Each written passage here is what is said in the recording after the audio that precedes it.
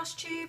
I'm going to show my whips today, and I've got some haul, and if there's time at the end I'm going to do Kate's the Queen of Starts pill tag. I just want to say a huge thank you to everybody that has subscribed and liked my first two videos. I'm overwhelmed. I didn't think anybody would even watch, but massive thank you, and everybody left such encouraging comments, so it's gave me the confidence to do another video. So I'll start off. I haven't worked on loads this month. We've been doing some decorating, and the house is a bit of a mess with the rooms emptied, so I've worked on Ex Machina. You can see that. I got quite a bit done on her, so I'm really pleased. So I'll stand up for this. I can't insert a photo of where you last saw her because I haven't worked out how to do that yet. So really pleased with that. Just her face starting to form, and her hat's nearly done, and the robot is coming to life. So she's going away now for a little while. I've got trying a new rotation for a couple of months and see how I get on with that. I'll explain about that in a minute. The next one I did a little bit on is the giant Harry Potter from Clouds Factory. Did a little bit on this one. Got a bit further down. Dobby was so fun to stitch, he's so cute. So hopefully do a bit more on that this month. I also made a start. I'm in a stitch along for the Cross Stitch It's Fun Facebook group, and it's a Little House Needleworks or Country Cottage Needleworks stitch along. So I can't see, I'm doing that one. So helped out in hubby's shop a little bit this week, so this was a little one, nice and handy to take. So I've just got the roof, the start of the plant, just starting the letters. Feels really weird stitching a small one now after doing all the big ones for a while. Yeah, it's stitching up really quick as well. Another whip is a DMC Country Mansion. That one's quite nice as well.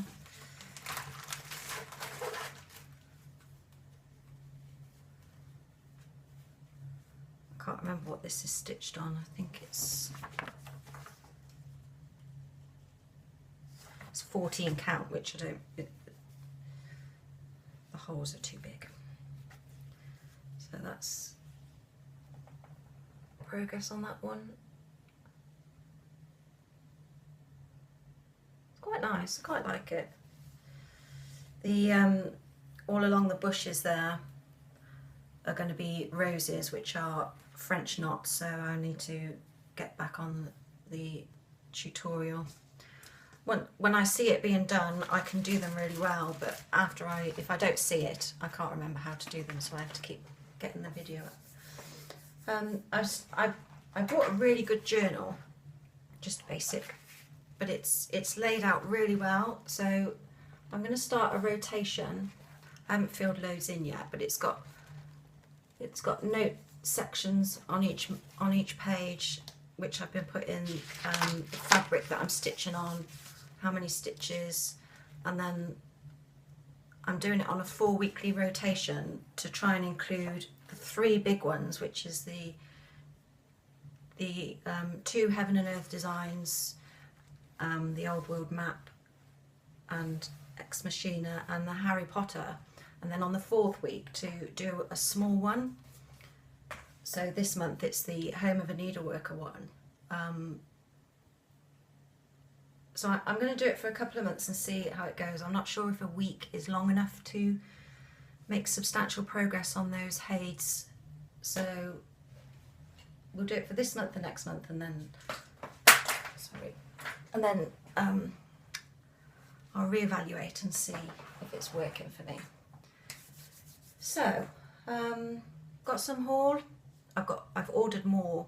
I ordered some things off so-and-so website and forgot they aren't delivering until next week because they're having a warehouse change, but I have ordered my first mirabilia. It scares the doo-doos out of me.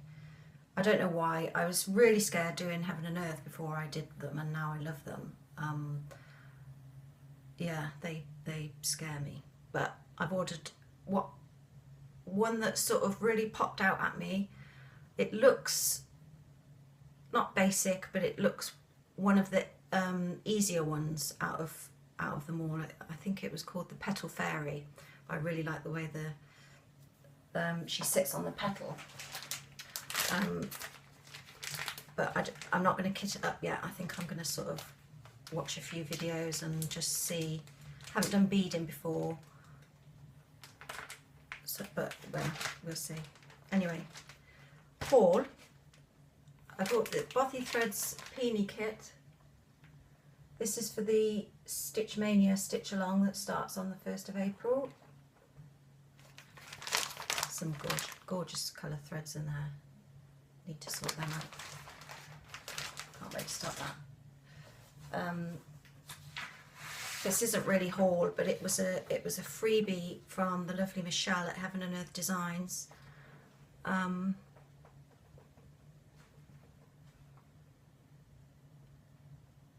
QS, A Stitch in Time. It's so beautiful. I've printed the chart off ready. I might kit that up soon, but if I'm doing this full weekly rotation, I won't fit them all in. I had some needle minders from the lovely Stacey at Arty Moments. If I can work out how to do it, I'll put a link at the bottom. She's on Instagram as Arty Moments, and her Etsy shop is called Arty Moments as well. That's the first one. Little Russian doll, she's so cute. And she's come up with a new idea of needle minders, of using personalised photos, and she asked me to test one out for her. So I sent her a photo of my little boy Jared underwater. Ooh. And she put it up, set it in this lovely little cameo.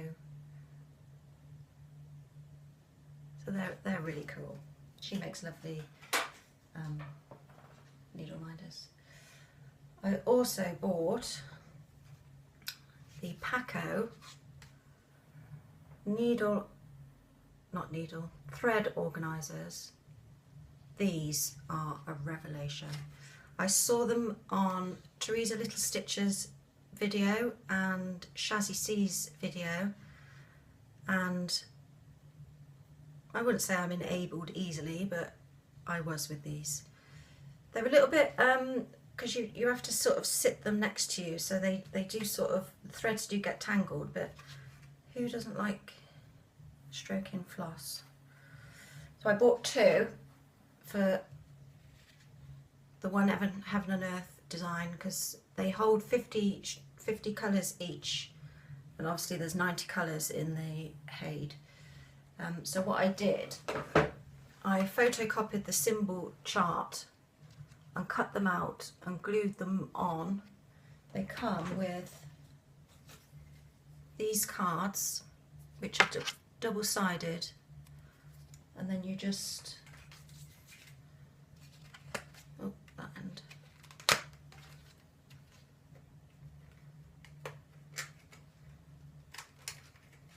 And you just slide them in when you've stuck your symbols on. So much easier. I used to have them on bobbins, and then you'd unwind how much you needed, cut it off, have to wind it back on, look for the symbol on your sheet. So now you could just look for the symbol on your thread organiser, take off the colour you want, take your one thread out, or two, whatever you use, and just hook it back on, slide it in there, and they're all secure. I love these. I think I'm going to get another couple for my other Haid, the Old World map one, because that's got a lot of colours as well. The only thing I did have a bit of trouble when I cut out the little symbols and stuck them in. Any of you that do Haid's, probably the same, as you know, there's 4 arrows that go 4 different directions. You've really got to make sure you stick them the right way up in there, otherwise you've got the wrong colour. That's all my haul, I think. I won't show you my Old World map because I haven't worked on that this month, but hopefully next month I will. Want to see how this rotation goes and add it in. So I'm also going to do, Kate at Queen of Starts did a pearl tag, so I'm going to do that. I haven't really thought about my answers yet. So question 1, what irritates you most about cross stitch in general and why? Probably when you get a chart and you are doing confetti and you're stitching along and you're in really good flow, and there's one stitch that's one colour and you can't work out why it's even there. Obviously when the whole thing is done you can see it makes such a difference with the shading and everything, but rethreading just to do one stitch, and I can't make myself not do it because I think it's there for a reason, that irritates me. And also the cost, I think, of some of the stuff. Yeah, that's what irritates me most. Question 2, what designer irritates you the most and why? Oh, I don't really know. I haven't branched out too far with too many designers yet. I don't really know. Sorry, I can't answer that one. Probably ones that put loads of backstitch in their charts. That I don't buy charts from designers that have got a lot of backstitch, so I suppose that's why. Number 3, what stitch irritates you the most and why? Oh, backstitch. I hate it. I avoid it at all costs. I tend to only buy charts or kits now that don't have any backstitch, unless there's a very, very small amount. There's a very small amount on the Harry Potter one, but it's just like whiskers or something like that. So yeah, backstitch. I have done it, and I can sew, so it's not that I can't do it, but I can't get it to look neat at all. When you have to do curves, no, it just looks crap. So I avoid that at all costs. So that is the stitch that irritates me the most. Question 4, what irritates you most about non-stitchers? No names. That is probably their lack of understanding about what goes into each piece you stitch. They always really are complimentary about what I do and stuff like that, but they might say, oh, I love such and such, could you whip me up one of those? Well, no, not really, because it would take me about a year. So it's probably their lack of understanding about what goes into each thing you stitch. Question 5, what irritates you about other stitchers? No names. Ooh, probably a bit judgy. Some, not many, I haven't come across many. I was in a Facebook group that I'm no longer in that was very judgy. Just, yeah, if you happen to stitch differently, they're sort of straight at you. You know, you shouldn't do it like this, you shouldn't do it like this. Well, everybody stitches their own way. If I see something I don't like, I just scroll past. I don't pass judgment. Everybody stitches their own way. I probably stitch different to everybody else. Well, I know that I stitch different to everybody else, but I don't judge other people because they don't stitch like me. It's personal preference. It's a hobby at the end of the day. It's, you know, it's not the stitching police. So that's what irritates me about other stitchers, is probably they're too quick to judge and a bit hypocritical, I think. So yes, that is my pill tag from Kate, the Queen of Starts. Quite a fun one. It gets you thinking. Anyway, I think that's it for today. Yeah, I'm gonna do. I wanted to actually just go back to these thread organisers. I've always bobbinated all my threads, and I keep them in these project boxes, and I put a little label for which project it's on. And these have been fab.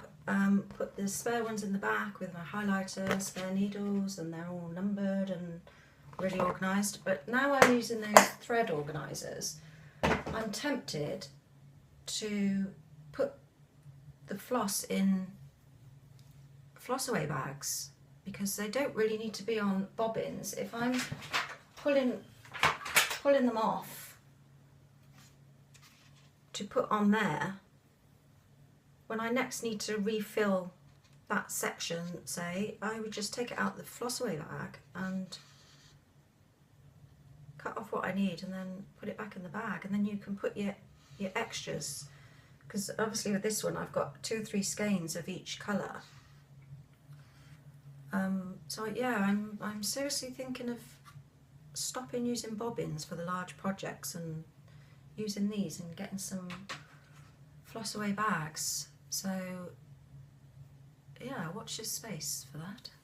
I will give it some more thought, and I'm seriously thinking of not bobbinating.